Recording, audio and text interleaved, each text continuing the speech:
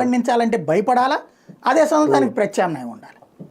అవి రెండు లేకుండా నేను గంజాయిని ఆపుతానని చెప్తే ఊకదంపుడు ఉపన్యాసాలు, లేదంటే నువ్వు పట్టుకుని చూపెట్టేవన్నీ కూడా పైన మెరమెచ్చులు. అట్లాగే భీమక్రమ రవాణా ఆపాలంటే నువ్వు తినే బియ్యం వాళ్ళకి ఇవ్వాలి, ఆ బియ్యం సక్రమంగా అందేటట్టు ఉండాలి. మళ్ళీ తినే బియ్యం నువ్వు ఇచ్చిన తర్వాత దారిలో డీలర్ గారు అది తీసేసుకుని దొడ్డు బియ్యం ఇవ్వకూడదు, అది సిస్టమేటిక్గా అందేటట్టు చూడాలి. అది అందించనంత వరకు, ఈ నెంబర్ల బియ్యం ఇచ్చినంత వరకు ఇది తీసుకునే వాడెవడు కూడా తినడు, వాడు తిననంత వరకు అమ్ముకుంటాడు. ఇప్పుడు 10 రూపాయలకు మొన్న ఆ మధ్యన 12 రూపాయలు అమ్మేవాళ్ళు, తర్వాత 10 రూపాయలు తగ్గింది, ఇప్పుడు 5 రూపాయలకి పోద్ది.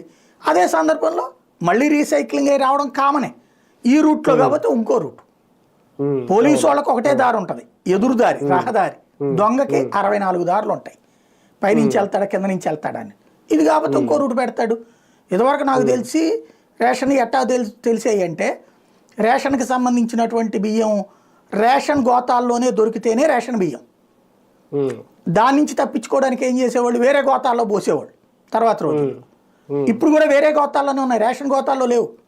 ఇప్పుడు అది రేషన్ బియ్యం అని ఎట్లా క్లెయిమ్ చేశారు, దాంట్లో ఈ పోర్టిఫైడ్కి సంబంధించింది అంటే దాన్ని ఏమంటారు, పౌష్టిక ఆహారాన్ని కలపని చెప్పింది కేంద్రం, అది కలిపారు కాబట్టి అంది. రేపు మాపు ఎవడో కోర్టులో ఛాలెంజ్ చేస్తాడు, నా బియ్యంలో నేను అది పెట్టి అమ్మాను